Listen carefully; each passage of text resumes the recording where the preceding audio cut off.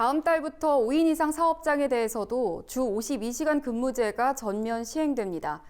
농업계는 RPC와 APC를 중심으로 주 52시간제 예외 적용을 요구했지만 정부는 탄력 근로제를 활용하면 근로시간 준수가 가능하다는 입장입니다. 현장의 어려움을 김인경 기자가 정리했습니다. 7월부터 5인 이상 사업장에도 주 52시간 근무제가 적용됩니다.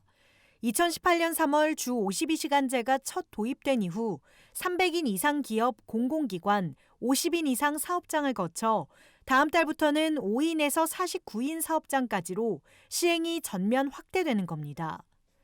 농업계에는 비상이 걸렸습니다. 특히 농산물 산지 유통센터 APC와 미국 종합처리장 RPC에서는 농산물 성출하기에 어려움이 따를 전망입니다.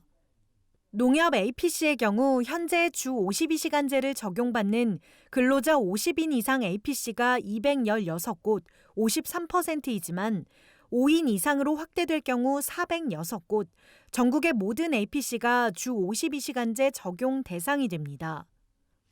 주 출하 시기에 선별 작업 등을 할 인력의 연장 근로가 제한되면 전국 APC의 경영 어려움이 커지는 건 불보듯 뻔한 상황.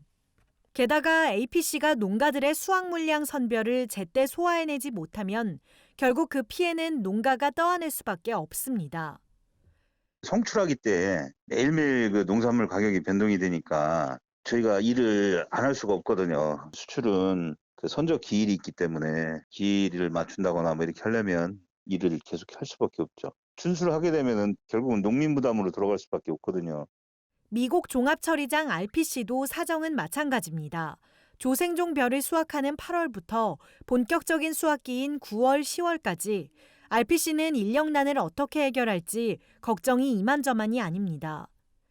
농민들이 이제 벼를 한 번에 이제 10,000평에서 15,000평을 벼요. 우리가 이제 건조를 또 해야 되거든요. 건조는 24시간 계속 돌려야 되거든요. 기계가 이제 대형화되고 또 이제 하다 보니까는 그 시기에 몰리는 거예요, 이게. 농산물은 그 시기에 또 생산을 해야 되기 때문에 공장처럼 계속 풀로 가동되는 게 아니기 때문에. 고용노동부는 최대 6개월까지 가능한 탄력 근로제를 대안으로 제시하고 있습니다.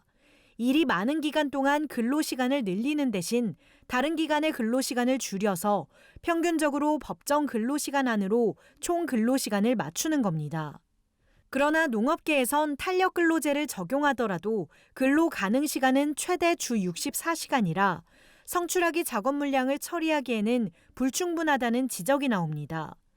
실제로 농협경제지주가 2019년 전국의 농협 RPC를 대상으로 조사한 결과 RPC 평균 근로시간은 수확기인 9월에서 12월 주당 70시간에 달했습니다.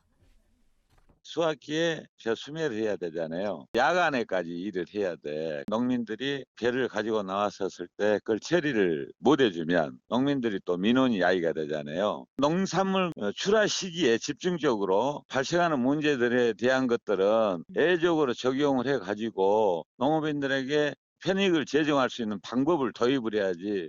주 52시간제 전면 시행이 열흘 남짓 남은 가운데 산업의 현실을 고려하지 않고 원론적인 근로 조건만 되풀이하는 고용노동부 방침에 농업계의 속은 타들어가고 있습니다. NBS 김인경입니다.